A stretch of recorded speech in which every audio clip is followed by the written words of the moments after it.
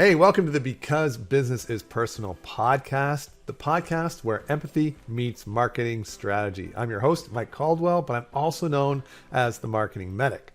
Now, the reason for that is because before becoming a marketing strategist, I actually worked as a paramedic for 12 years. And it was during that time that I realized how important it was to truly understand the problems your patient was facing before you started providing treatment.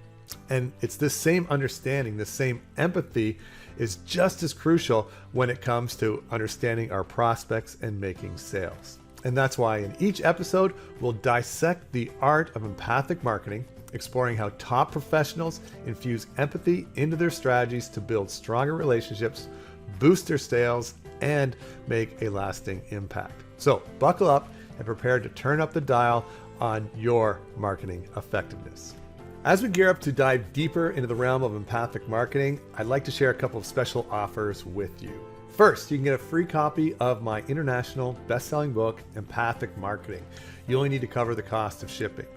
Reading this will provide you with a much more in-depth understanding of the empathy-based marketing approach that we explore in this show. Next, I'm offering a 50% discount on a transformative 30-minute gap analysis session with me.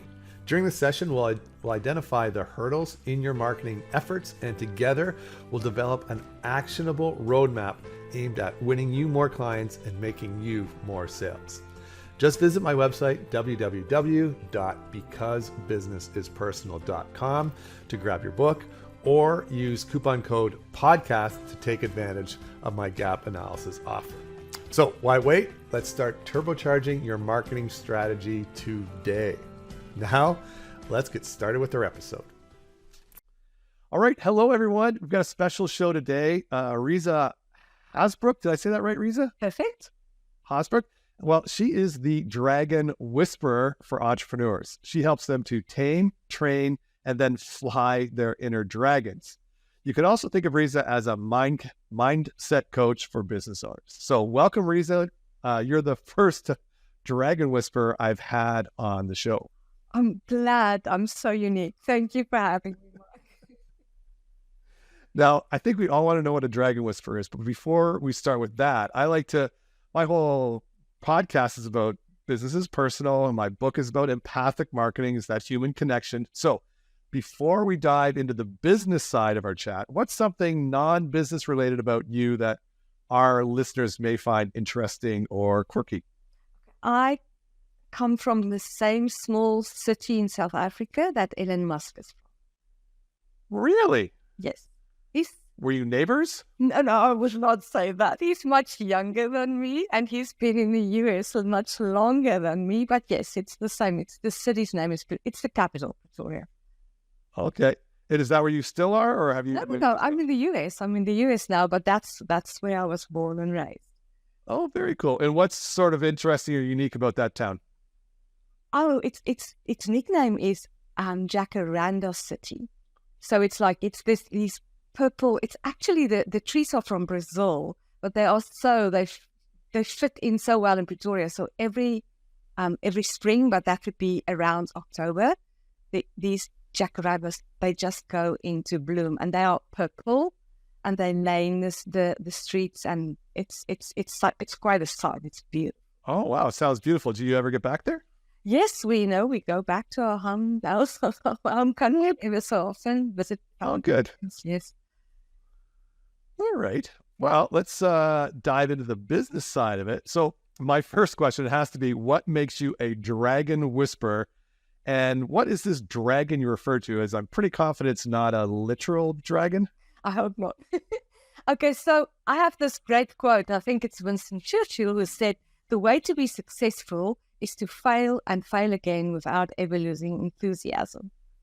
And that is what this dragon is all about. It's about the emotions. It's how do you process negative emotions? That's inevitably part of being a business owner.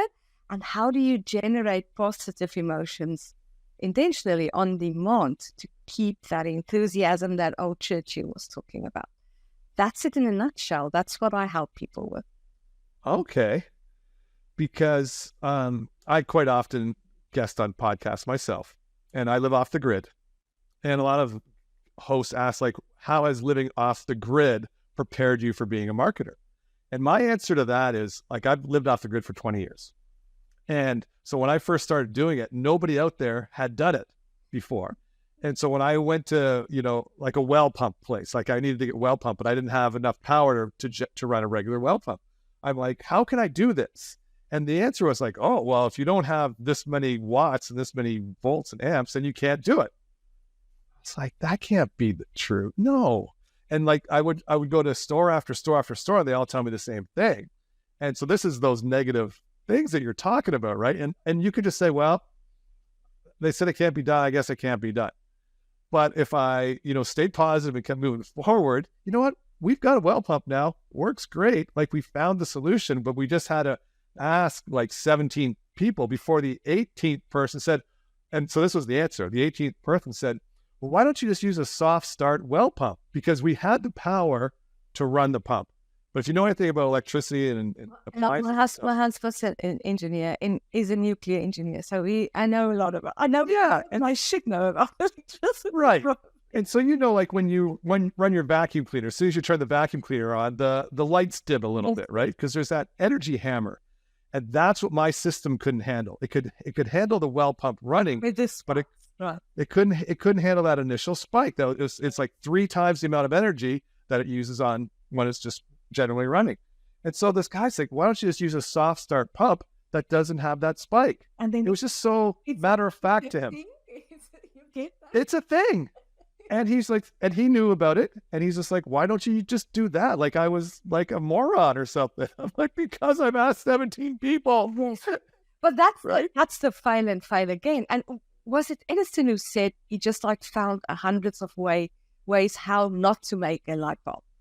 No, there you go. That's exactly what you did. It's like, but you were very determined to do this if you kept asking. Well, I don't know if this falls into your work, but I didn't have a choice. Like, my wife wanted to wash her hair. like I had to make it happen. I think maybe with some entrepreneurs, that's part of the problem. Is a lot of entrepreneurs start out with a full-time job and they're doing this on the side. Mm-hmm. And so if they fail at their entrepreneurial endeavor, it's not the end of the world. They just keep working, right? It is what it is. But I didn't have that option. Well, you jumped. I think a lot of us with both feet into, and you had no idea how deep the water was. Okay. Exactly. Brave soul. Thank you. What motivated you to start down this path? And here we go. This is the perfect question for you particularly. What motivated you to start down this path? And have you had any regrets since making that decision? Okay, so we came to the US 8 years ago. My husband got a job here, and we had 2 teenage children at that time. I homeschooled them. Then we moved to the US like they were 15 and 17, difficult time to move. But okay, that's not the story. But because of the exchange rate between the 2 countries, and at the moment it's about 1 to 20. So 20 South African rands, $1. So okay. I realized that we would not be able to retire here. I was afraid of that. At the beginning, I was so, everything was so expensive in the US because I was still thinking in South African currency. Right. Then I told my husband, I'm not going to go back to Africa and my children are staying here because I could see them making a living here. And I decided I'm starting a business. And we often as entrepreneurs, we do that. You start with what you know. So I developed this online course for other homeschoolers in South Africa. I sold it to them. But I had no idea what I was doing. I was working so hard because I was so dumb.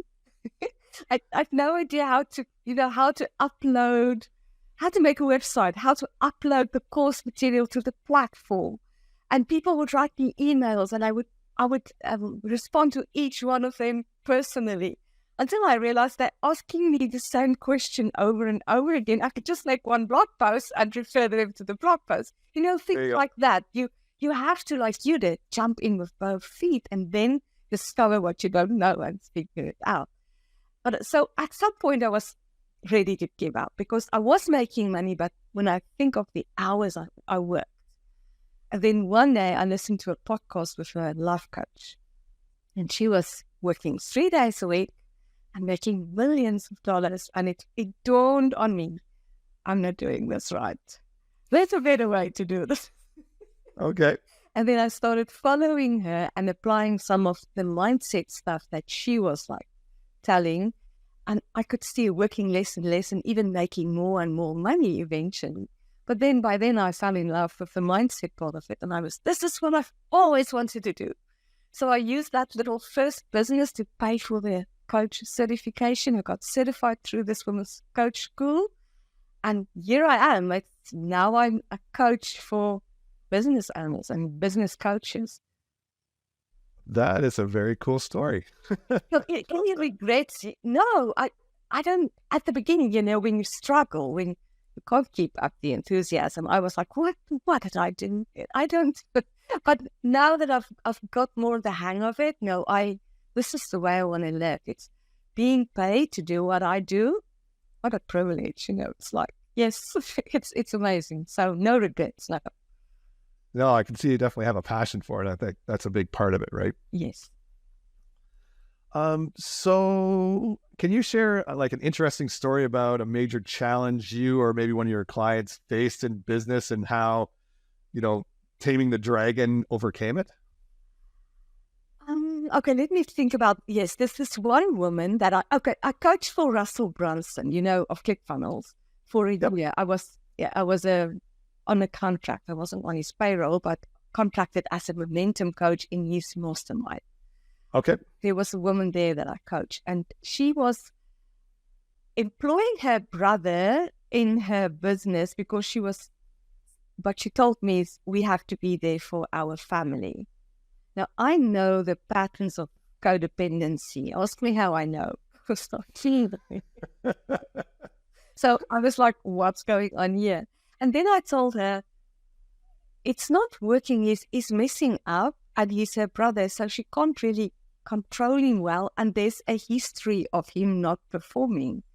And I shared here's my little sermon about the 4 countries that you can live in, emotionally speaking, that I gave her, and I hope your listeners will find interesting as well. So yeah, I'm waiting for 4 countries. What are these? Okay, you can live in a country where you do things that are bad for other people but good for you.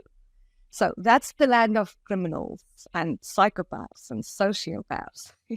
Okay. You don't want to live there because crime doesn't pay. It's not going to work out. Then there's a country where you do things that are bad for you and bad for other people. Now, that's the country of dysfunctionality. And I think that's where my client was. It's like it was not really helping her brother to enable him in this way. And it was definitely not helping her. So lack of boundaries, people-pleasing, codependency. And then there's a country where you do things that are bad for you, but good for other people. So you're sacrificing your life for others. That's the country I live in. Many of us do. Just like being aware of that. So that's typically if you undercharge in your business all the time. It's really not sustainable. And then there's what I call the Republic of Wisdom, where you are doing the things that are good for you as well as good for other people. Okay. But as an immigrant, I can tell you need a special visa for that country. And that the stamp is must have the ability to tolerate short-term discomfort for long-term goal. So it's like having the short-term uncomfortable feelings. We're back to the feelings, the dragon again, the inner dragon, dealing with that and thinking of the long-term gain. So returning to my client, in the long run, it was better for her brother to get booted out of a business so that he could get his act together. It was really not serving him in the long run. And it was definitely not serving her. So, but did he like it when she fired him? No. No. Obviously, he didn't like that.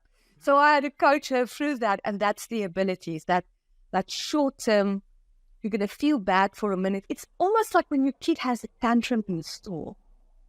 And people are staring, what about parent you are? And you're not giving in to give the candy because you know it's not good for them in the long run. It's that kind of mindset. Okay. Huh. But the candy and the tantrum, brings me to a story where I used to do corporate team building training at our place here. And we had a group of social workers here, like it was 34 female social workers. And we just had the most amazing day. Like everybody loved the day. Everybody loved me. They thought I was amazing. And I had 2 female border collies who, one was older, one was a puppy, and they used to fight for dominance. And I understand dog nature or whatever. And I just let them fight because they would fight a little bit. One would win, and then that would be it. And so that's what I did. Like that's what you do with dogs. Anyway, that's what I did. But they fought in front of all these women. And what happened is what always happens. One dog sort of won, but then the loser dog kind of looked up and saw that 34 people just saw her lose. And she's like, oh no, like this isn't going to fly. And so she started the fight again. And now it was on. Like it wasn't their normal fight that they normally, like this was a serious battle. And one dog got bit in the ear and there was some blood. And now I've got these 34 female social workers who like thinking I'm Michael Vick and all I do is like have dog fights at my house. And it went bad. Okay, so you know exactly what I'm talking about. Just get back into the country of wisdom. Yes. That's the way you deal with your dogs. And you know that because you know them well. Just trust them. That's right. Yeah. That's right. But non-dog owners, they don't understand. All right. So how do you incorporate empathy into your marketing strategies, or do you encourage your clients to incorporate empathy into their marketing strategies? And do you have any examples of how that made a significant impact? Okay, so the basic framework that I use is there's a thinking, feeling, acting cycle always going on in your mind. You thinking, feeling, acting, okay. And then it creates an emotion for you, and that drives your action. And something like empathy, or as I would call it, compassion, that's the one in the middle. The feeling is a beautiful feeling to act from. Okay. To let that drive your emotion. And I make the distinction between compassion and pity, for instance. For me, pity, if you pity other people, it's condescending. You are here and they are there. But compassion, that's just the dragon whisperer's definition of compassion. Yep. Empathy, as you would call it, is I'm a human, I mess up. You're a human, you mess up. Right. And we can meet each other as equals, as infallible humans who are not always perfect. And I get that about myself. So it's a lot about self-acceptance. And when you accept yourself, you can accept other people as well and forgive and allow them to mess up. And that I think is like one of the basic things around empathy that I use a lot in my coaching. Okay, that's sort of, I think that's the biggest part is, and we all know this, right? We don't know the journey that the other person is on. Like we don't know how many bad things happened to them that morning before, you just inadvertently like bump them on the shoulder and they have a meltdown. And you're like, what's wrong with that person? And they say, you don't know the path that they walked either that day or even in their life, right? I've got a client right now, and she uses the 12 universal laws. Are you familiar with the 12 universal laws? Sometimes there's... Remind me of that. What's that? You have to remind me of that one. What's that? Well, so the law of attraction, right? There's this faint bell ringing somewhere. You have to elaborate. Yeah. Well, everybody knows the law of attraction, the secret, right? And so that's one of the universal laws. There's law of vibration, law of gender. There's 12 different laws. But anyway, she was a super successful businesswoman on the outside. Like she had the nice car, she had the nice house, she had the nice clothes, right? But on the inside, she kind of felt like she was an imposter because she was a mess. Like her credit cards were maxed out, like her family stuff was falling apart. But everybody saw her as this super successful woman, and she didn't feel that way on the inside. And she said, you know what, I need to take a break from this. And so she liked riding motorcycles. Like she really liked riding motorcycles. So she booked a trip that started in Europe and took her all through Mongolia and Russia. And like it was a trip around the world pretty much. And during those during that time, she implemented those 12 universal laws. And it's just interesting because that's an example of somebody who's seen in one perspective, but feeling completely differently. And now what she did, and she kind of nurtured this during her trip, was these 12 universal laws and the Ho'oponopono spirituality from Hawaii. Yeah, and now she's using all of that to help other women, because there's so many, I'm sure there's men in that situation too, but she focuses on women to help with that imposter syndrome. Yes. But it's more universal than we think, and I think social media is to blame. You look at other people's like carefully curated feeds, and their lives, nothing is ever out of, there's not a hair out of place. And then you compare that to your inner life, that's messy, and think that, what's wrong with me? I'm the only one feeling like that, and that's not true. Just realizing that is so liberating. It is. And I actually am conscious of that now. I did a Facebook reel last week, in fact, because I live off the grid. We have 160 acres and I do a lot of woodworking, and I always post like these beautiful pieces that I make. And I say, oh, that's so beautiful. But I have a sawmill, and I show people like me using the sawmill, and that looks really cool. But hauling a tree out of the woods last week. We've had so much rain here this year. The trails are all mud. What's that? Where are you? I'm near Ottawa, Canada, in Western Quebec. Yeah, so we just had a really wet summer, and so the trails are all wet. The mosquitoes are crazy. So anyway, I went back to drag a tree out, and like within 2 minutes, my ATV got stuck in the mud, and I had to like put my winch on a tree, so I did a Facebook Live showing how stuck my ATV was, and how like my face is being swarmed by mosquitoes. And then it started raining, and it was just miserable.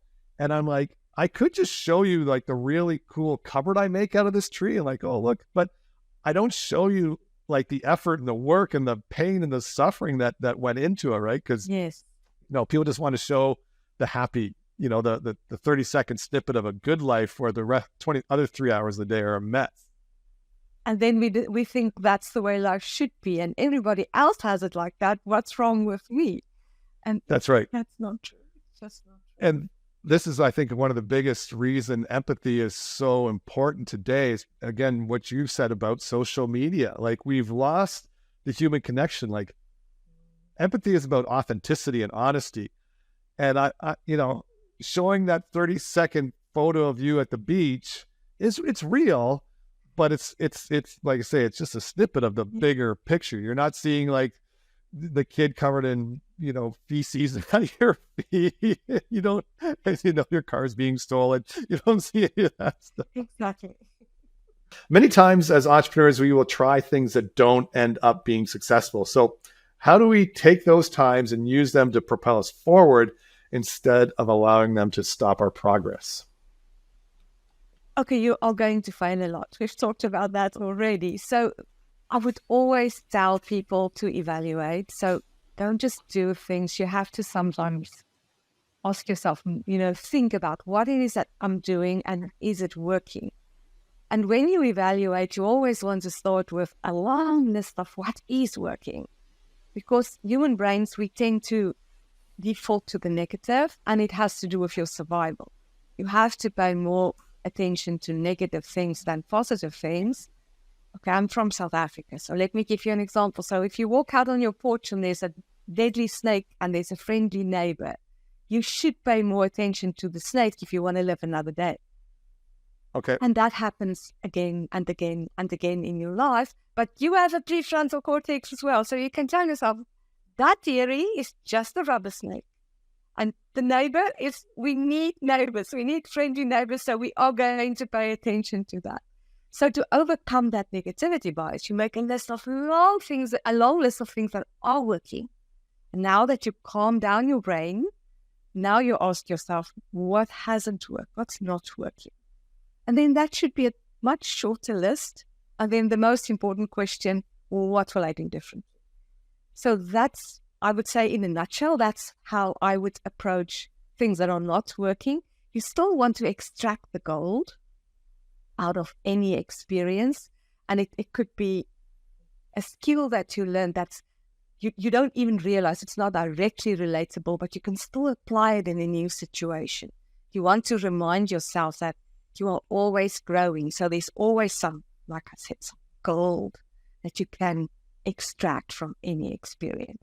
So telling yourself that is a great idea. Okay. Do you like to create lists or anything? Obviously. Something that you can visualize better? I would make a list. Yes, I would just like type it out. It's actually better to write it out, but I have a horrible handwriting, so I would rather type it. At least I could read it back. Yeah, I usually remember like the gist of things. I don't remember the specifics, but I just saw something about the writing, the handwriting, because that is a creative action, and that's your right brain, I guess, and that ties into the left brain, the logical side. And so by writing it out as opposed to typing it out, you get a better union of your left and right brain. Yes. So it's like, I think in the education space, children need to write. We can't just let them type all the time. They need to write it. And I think it's exactly for the reason that you are saying. It's something magical happens between the pen and the paper. It's a different kind of experience than typing on a machine. That's right. Yeah. But I'm a big typer. I don't like writing because my handwriting is so bad. I would much rather prefer, but I get the value. So I try to remind myself that, things that I need to write. Yeah, I think most of us type more so than write, but I know when I'm going to, so we live in the woods in the middle of nowhere. So when I go into town, I can't forget anything, because that's the thing, right? Going into town. Yeah. Because if I forget something, it's 40 minutes each way to go and get it again. It's not like, just hop over to the store. And I've got a smartphone like everybody does, and it's got shopping lists, but I never use my phone. I always have a pen and paper list. And because I think I also get the satisfaction is when I'm in the store, I cross stuff off. And this might be part of what you're talking about too. And this is why I was thinking about the writing thing, because I know quite often I'll have a goal for the day that I want to do, and quite often I don't complete that goal. Yeah. And so the day is a failure, right? No. So I'm going to leave this open. So why isn't it a failure if I don't complete my goal? But this evaluation thing that I was talking about, that's something I would do once a week, say for instance. Okay. And definitely like once a month, like once a quarter. And, and then every time zoom out so that you can see the dots, the impressionist painting, and see the picture that your life is making. So I wouldn't do it every day, but, it's time consuming. But telling yourself today was a failure because I didn't. Okay, my first question as a coach is, why is the list so long that you do not get to everything? Why are you overestimating what you can do? That's like, I would just ask the question, not to judge. Okay. So, and we all do that. I think we all overestimate what we can do in a day. And this is going to be easier. Then you forget. No, opening the computer, finding it. It's like, you just don't sit down and start typing if you could, but there's like prep work to do or whatever. That's right.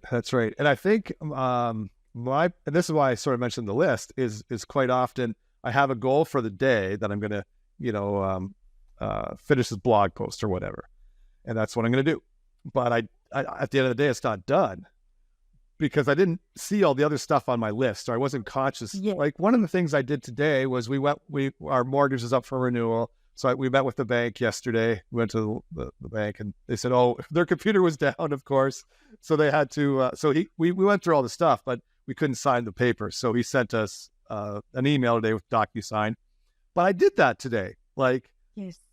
Actually, they sent it yesterday, and I put it up. So it was 2 days ago we went to the bank. He sent it yesterday. I'm like, I'm too busy to do that. Right.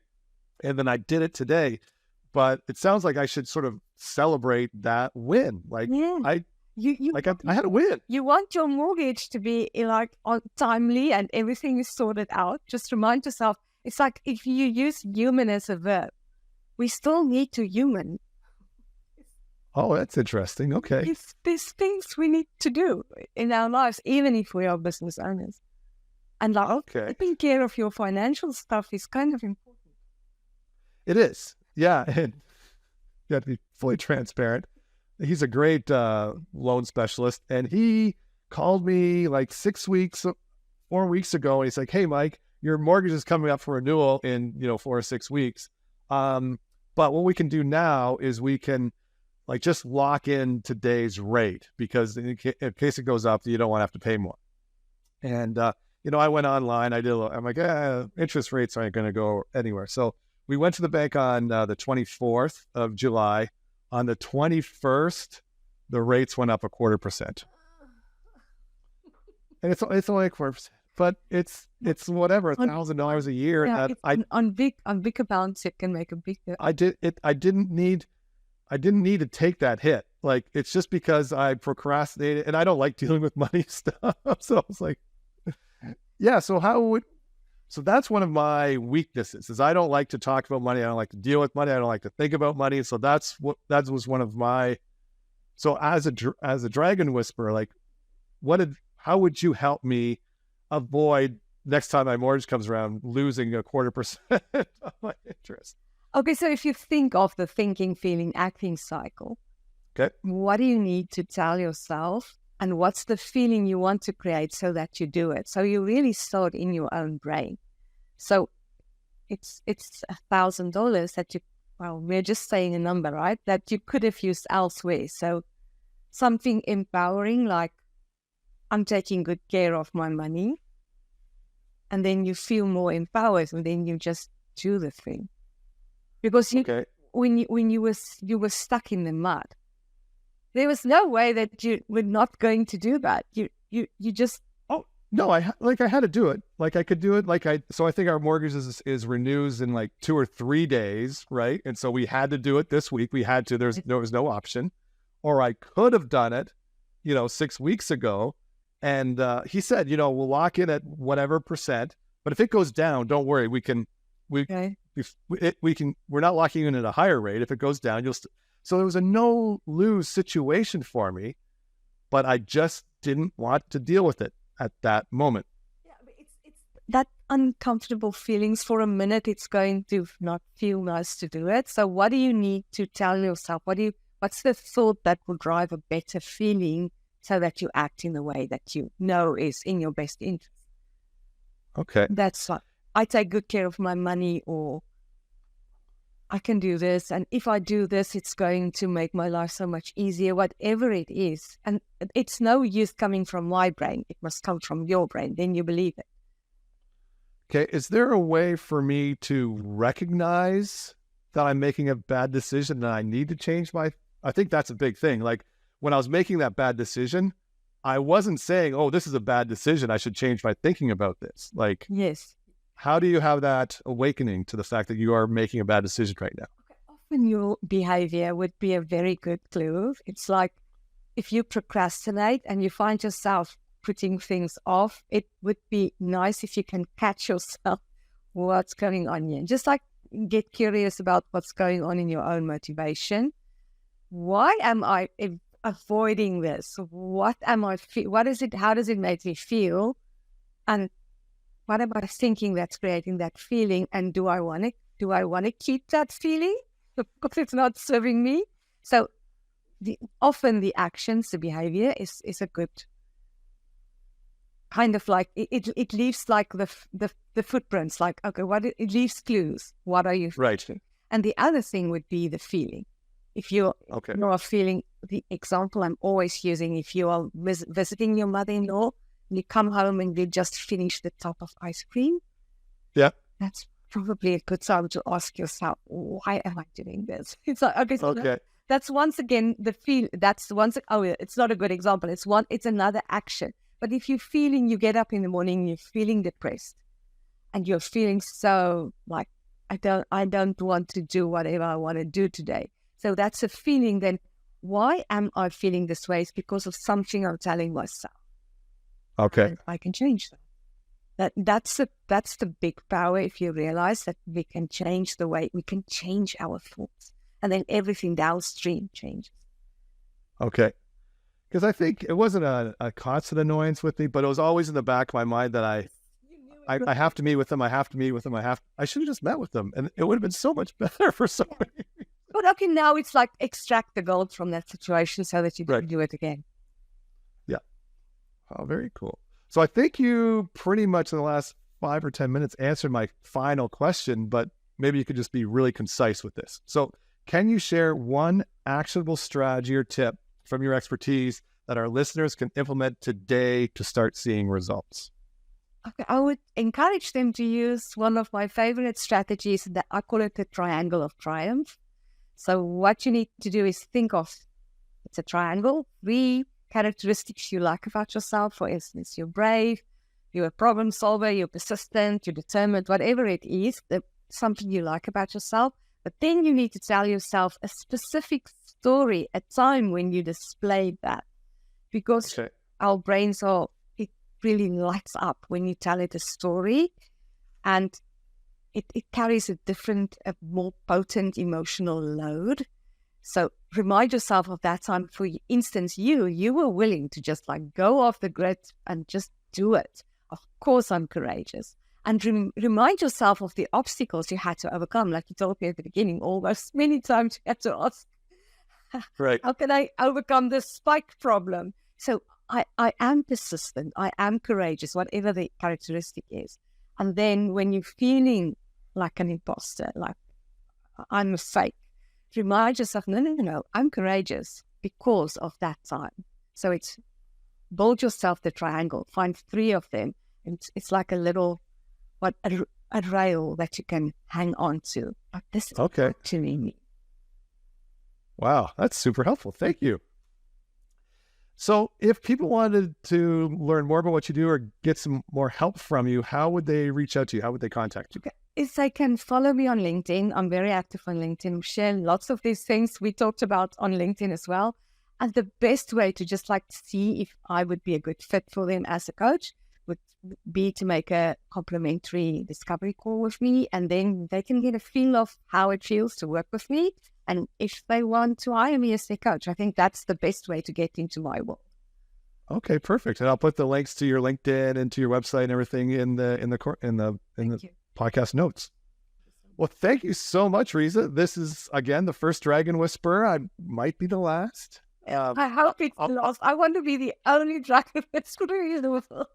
If I can find another one, I want her on the show though, because this is so much fun. It was so insightful and helpful. Yeah, I hope our listeners get some good value out of it as well. Thank you so much for having me. This was fun. All right. Well, we'll stay in touch, Risa. Thanks again for coming. Bye. And that is a wrap for this episode of Because Business is Personal. Thanks for joining us. And don't forget to take advantage of my 2 special offers. First, you can get a free copy of my best-selling book, Empathic Marketing. You just pay for the shipping.